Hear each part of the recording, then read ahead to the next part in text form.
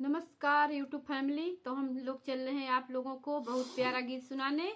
तो ये गीत है दहेज का गारी गीत है। तो आप लोग इसको जरूर सुनिएगा, लाइक शेयर सब्सक्राइब करिएगा, कमेंट में जरूर बताइए कैसा लगा।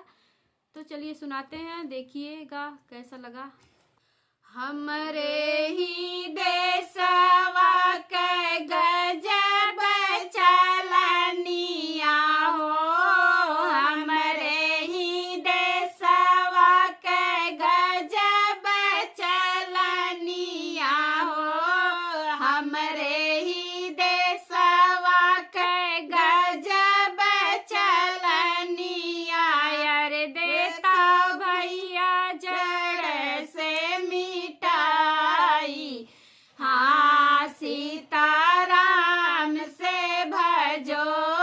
अरे देता भैया जड़ से मिटाई, हाँ सीताराम से भजो।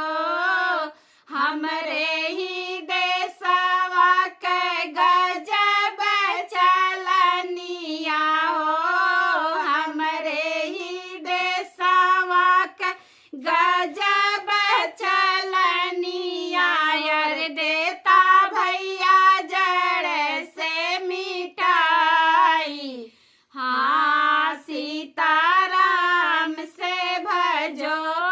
अरे देता भैया जड़ से मिटाई, हाँ सीताराम से भजो। एक दहेजवा करीतिया गजब बाटे, एक तो दहेजवा करीतिया गजब बाटे। अरे दूसरे गजब महंगाई, हाँ सीताराम से भजो। अरे दूसरे गजब महंगाई, हाँ सीताराम से भजो।